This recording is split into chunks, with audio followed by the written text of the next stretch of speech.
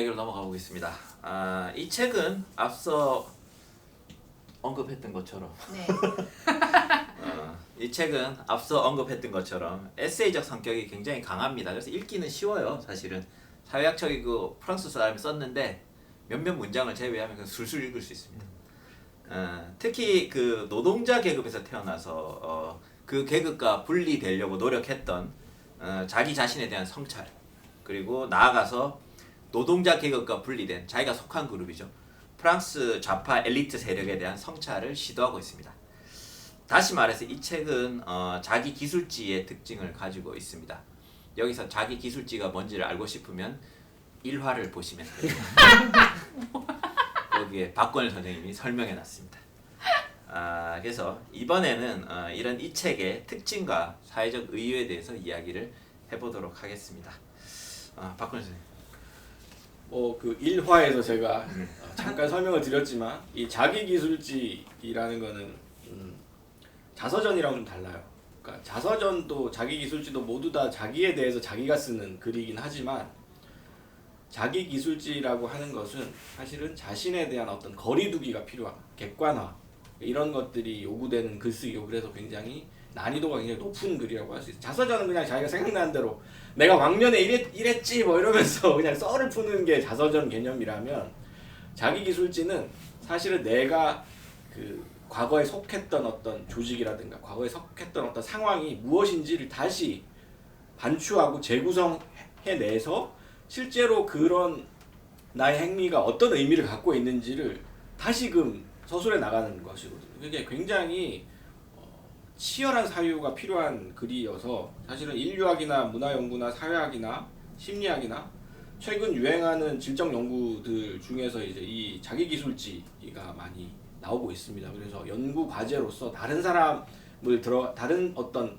단체라든가 다른 현장에 들어가서 참여 관찰을 하는 게 아니라 자기가 뭘 하는 것을 자기가 쓰는 거죠. 예컨대 내가 이상하게 축구를 좋아해. 축구 때문에 내가 막 식음을 전폐할 정도로 축구를 좋아하는 사람이에요. 그래서 그 축구를 좋아하는 자기 자신이 왜 그렇게 됐는지에 대해서 논문을 쓰는 거예요. 자기기술지적으로. 그러니까 어떻게 보면 이게 무슨 논문이 될 수 있나 싶을 정도의 그런 이제 시시콜콜한 자기의 얘기를 그런 방식으로 써내려가는 게 자기기술지고, 이것이 성공적일수록 일단 사회의 어떤 규범이라든가 지배적인 구조와 자기 자신의 어떤 갈등 지점이라든가 이런 부분들이 명료하게 드러나는 것인 거죠. 그러니까 예컨대 구조와 주체의 상호작용이 역동적으로 좀 드러날수록 자기기술지가 잘 서술되었다라고 평가할 수 있는 것이고요. 그래서 당연히 이제 완성도 높은 자기기술지는 굉장히 드문데 그 드문 굉장히 그 어려운 일을 디디에 에리봉이 해낸 거죠. 그 어려운 걸 그 어려운 해냅니다. 일을 디디에 에리봉이 해낸 겁니다. 이게 쉽게 읽히지만 사실 굉장히 쉬운 작업이 아니거든요. 왜냐하면 자신의 어떤 심리적인 컴플렉스라든가 이런 저항감도 극복을 해야 되고, 극복이라기보다는 뭔가 그거를 계속 감내하고 써야 되고, 사실은 당시에 자신이 느꼈던 감정들을 다시금 반추해서 떠올려서 써야 되기 때문에 굉장히 심리적으로도 힘들고 사실 지적으로도 힘든 작업인데, 이런 것들을 참 성공적으로 해낸 그런 작업이라고 할 수 있습니다.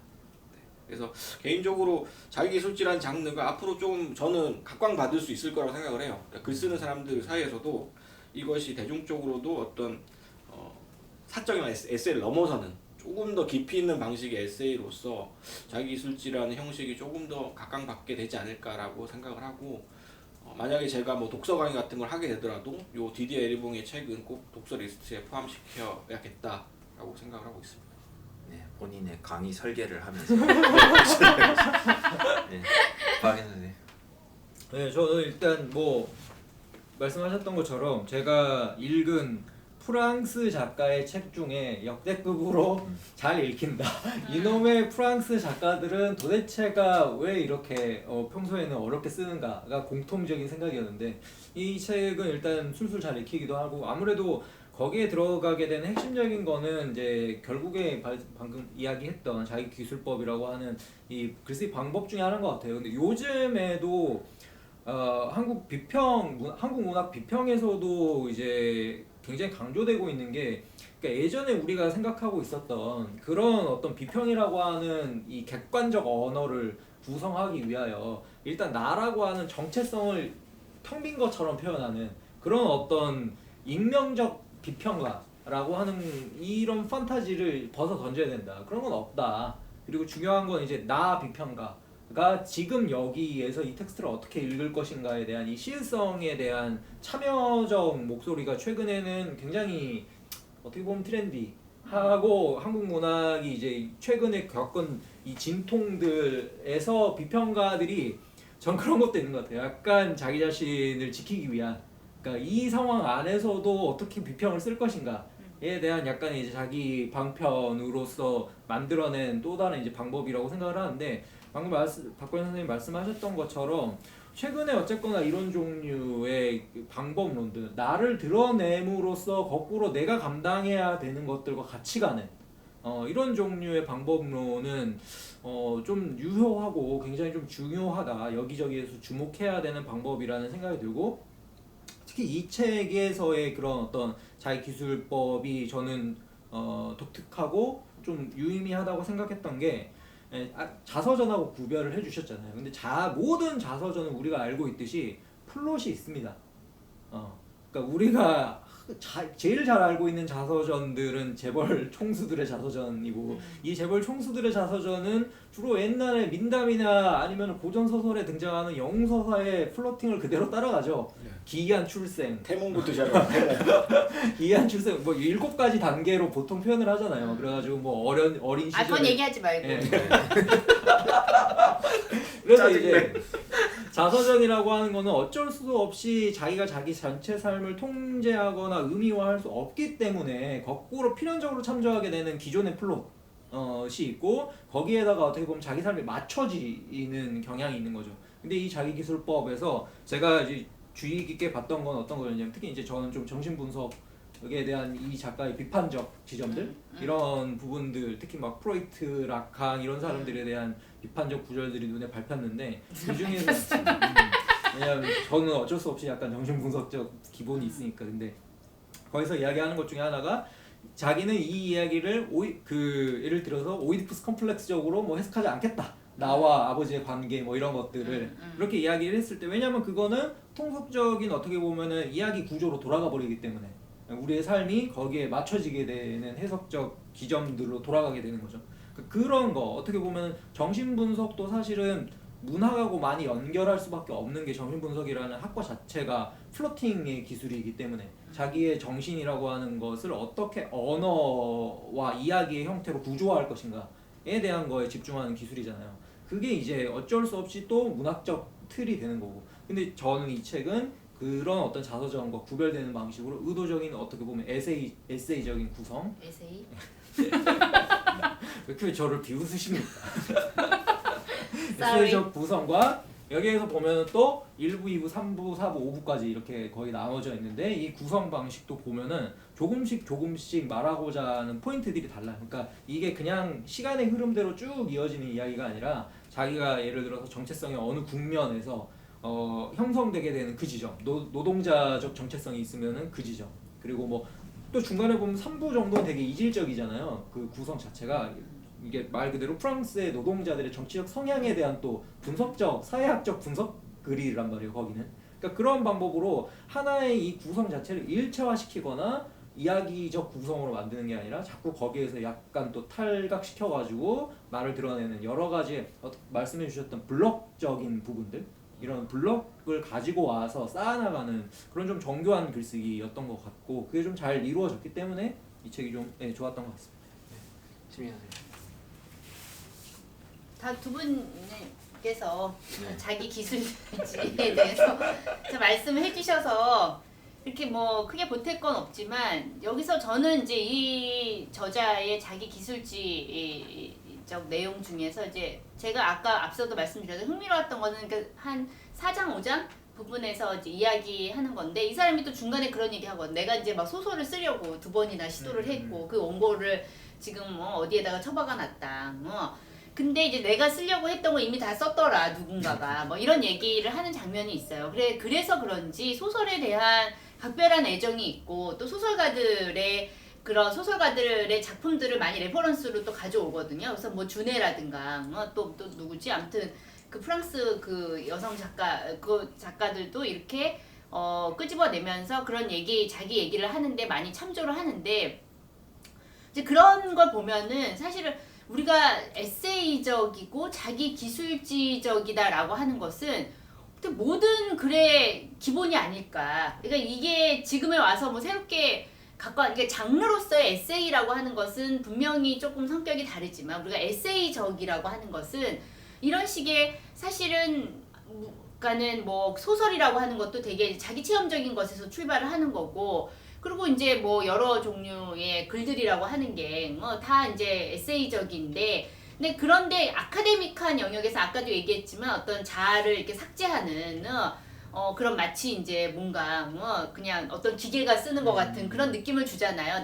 저는 논문 쓸 때 나라는 그런 주어를 쓰지 말라고 그런 식의 이제 걸 배웠거든요. 그렇기 때문에 나를 드러내면 안 된다고 했는데 어느 순간부터 학술적 글쓰기가 나라고 하는 것을 논문에서도 이제 그런 것들이 되게 적극적으로 드러나고 그러더라고요. 그러면서 어떻게 보면 사실 학문이라고 하는 것도 우리가 그냥 그 이 학문적인 그 연구를 하는 사람의 어떠한 그런 상황, 포지션이라는 것으로부터 완전히 벗어나서 있을 수 없다라는 것을 새삼 깨닫게 되는 것 같고 그런 점에서 모든 글이라고 하는 것은 사실은 좀 에세이적인 것이고 또 자기를 드러내는 그런 방식이지 않을까. 그런 점에서 되게 여기에서 또 중간에 그런 교수들 얘기를 하면서 교수들은 이제 막 비아냥대잖아요. 그러니까는 이 사람들은 뭔가 엄청 막 그럴듯한 되게 어려운 얘기를 하고 있는데 사실은 이 자기의 자아라고 하는 것은 너무나 빈곤한 거죠. 자아는 너무 빈곤하고 연약하고 아무것도 없는 토대가 없는 근데 뭔가 학문은 되게 그럴듯하게 그렇기 때문에 오히려 이런 사람들의 글이라고 하는 것이 뭐 연구적 가치는 있을지 모르겠지만 그러니까 실제로는 너무 이제 몸이 건조하고 재미없는 거죠. 그래서 그런 점에서 뭔가 글쓰기의 어떤 기본기로 다시 돌아가고자 한다는 느낌? 그런 생각들이 들었어요. 이 자기 기술지적 서술 방식이라고 하는 것들이 그런 게 아닌가. 저는 이거 보면서 되게 묘했어요. 왜냐하면 어떤 부분에서는 되게 제 얘기 같았어요. 뭐 아까 박연 선생님도 처음에 말했지만 저도 사실은 뭐 우리나라 저의 윗세대는 다 가난했으니까 뭐 거의 90% 이상이 노동자 계급이지만 이제 제 사촌들을 보면 이제 우리나라 대학을 나왔느냐 안 나왔냐는 얘기할 수가 없죠. 왜냐면 대학은 우리나라에서는 보편 교육에 가까우니까. 근데 이제 의무교육. 그렇죠. 어떻게 사느냐에 대한 문제로 다가가면 대부분 다 제 사촌들과 제 형은 자영업자들이에요. 근데 이제 저만 그 노동자 계급에서 어떻게 보면 작가로서 글을 쓰고 또 대학에서 강의를 하고 뭐 이런 사람이 된 거라서 근데 왜 그렇게 해왔나라고 생각해 보면 되게 이 책의 저자와 비슷한 삶의 궤적을 그려왔다는 생각이 저는 강하게 들었거든요. 이게 어떻게 보면 이 사람이 가지고 있는 이 솔직함이 바다 건너서 저한테 되게 많은 공감을 줬는데 한편으로 또 아버지에게 갔었어가 되게 많이 떠오르는 거예요. 그거는 똑같은 한국 사람 썼고 저희 아버지 세대쯤을 다뤘지만 저는 공감을 하나도 못했거든요. 갑자기 디스. 그러니까 차이가 뭘까를 가만히 생각해 보면 이 사람이 가지고 있는 그 솔직함, 그 컴플렉스를 드러내는 그 수치심 이런 것들이 저의 그걸 건드렸다면 사실 그 포장하는 아버지에 갔었어는 저는 포장하는 글들이라고 많이 느꼈어요. 근데 이게 좀 어떻게 보면 우리 한국 문학이나 한국이 쓰고 있는 이 에세이들이 다 그런 식인 거야. 자아 포장술. 그런 걸 또 가르치는 자아 포장술을 가르치는. 그래서 그 자아 포장해 놓은 거에 밑줄금으로 해서 나의 자아도 포장되는. 그런 게 너무 지금 우리는 심한 것 같아서 그런 측면에서 좀 우리는 이런 책들을 좀 많이 지식계급이 좀 많이 읽었으면 좋겠다는 생각이 들더라고요. 그렇다고 해서 솔직함만으로 이루어진 예를 들면은 뭐 자기 경험을 중심으로 해서 그렇게 자기 얘기를 하는 것만이 이제 솔직한 그렇죠. 자기 얘기만이 자기 기술적인 거는 아니고 그거를 조금 어떠한 이러한 여러 가지 사회 문화적인 맥락 속에서 자기의 어떤 포지션을 좀 객관적 시각에서 그렇죠. 좀 들여다보는 거죠. 근데 물론 거기에는 되게 이제 솔직한 자기 경험에 대한 서술 뭐 이런 것들이 당연히 더해져야 되겠지만 그런 측면에서 약간 그런 거. 사실 뭐 이 여기서 하고 있는 얘기들이 사실 이론적으로 보면 굉장히 쉬운 얘기는 아니거든요. 부르디의 개념들도 그렇고 사실은 이 지배와 종속 규범적인 어떤 지배에 맞서서 이 주체들이 어떻게 저항하고 또 굴복하는가에 대한 이야기이기 때문에 사회학적으로 굉장히 어려운 얘기인데 이게 솔직하게 이 자신을 냉철하게 솔직하게 들여다보고 썼기 때문에 사실은 읽는 사람들한테 굉장히 쉽게 다가오는 거죠. 근데 사실은 내용 자체는 굉장히 쉬운 내용이 절대 아닙니다. 사실은 굉장히 깊이가 있는 내용이기 때문에 그런 면에서 자기 기술지가 사실은 저는 의미가 있는 거라고 생각을 해요. 단순히 그냥 솔직하게 쓰면은 그냥 약간 노골적인 그냥 포르노적인 그런 이야기밖에 안 되는데 폭로의 의미밖에 없을 텐데 그렇지 않고 끊임없이 자신의 어떤 포지션 그리고 그때 당시에 자신이 느끼고 있던 감정과 더불어서 실제로 그 당시의 사회적인 구조에 대한 성찰이 들어가 있기 때문에 그래서 이제 사실은 잘 쓴 글이 되는 거죠. 제가 생각할 때 이게 반성을 했기 때문에 의미화가 따라오는 것 같아요. 그러니까 자기가 아버지를 왜 외면했을까에 대한 반성 때문에 사실은 이제 노동자 계급과 좌파 계급 전체에 대한 성찰이 온 거잖아요. 그러니까 그런 지점이 좀 부재하니까 우리는 성찰이 못 따라온다는 생각을 좀 많이 했어요. 저는 성찰도 그런데 저는 약간 이제 한국 에세이들 중에 특징 중에 하나는 좀 성급한 의미화. 그러니까 굉장히 좀 의미지향적이다. 그러니까 이 어떠한 나의 일상에도 이런 의미가 있어. 뭐에도 이런 의미가 있어. 그러니까 의미를 빨리 구성해서 이거에 대한 거를 그러니까 아까 포장이라고 표현했는데 포장을 해가지고 전달하고자 하는 종류의 이 욕구들이 좀 크다는 생각들도 들었거든요. 그러다 보니까 충분히 그 의미가 드러날 때까지 사실은 그러니까 내가 약간 나라고 하는 존재를 여러 각도에서 조망하고 이렇게 여러 각도로 겹쳐놓는 그런 작업까지의 가기보다는 좀 성급하게 빨리 의미부터 도출하는 거 아닌가라는 생각도 들어요. 근데 사실 그렇게 들여다보고 자기 자신을 해부한다는 게 되게 고통스러운 과정이기 때문에 쉽게 할 수 있는 작업이 아닙니다, 사실은. 저는 마지막에 결말 부분도 좋았습니다. 교수가 결국 됐잖아요. 교수가 됐으니까 부모님은 당연히 좋아해. 그래서 어느 교수가 된 거니? 철학, 사회학 쪽이요? 그러니까 엄마가 그건 또 뭐니? 사회에 대한 결국 거니? 갭은 메꿔지지 않았다. 그러니까 어머니가 이 아들이 결국에는 교수가 됐다라는 거에 좋아하더라도 거기에 격차는 여전히 계속해서 남아있는 거죠. 그 저도 비슷한 경험이 있어요. 저 교보문고에서 강의한다고 엄마한테 얘기했더니 엄마 교보문고가 어디고? 네.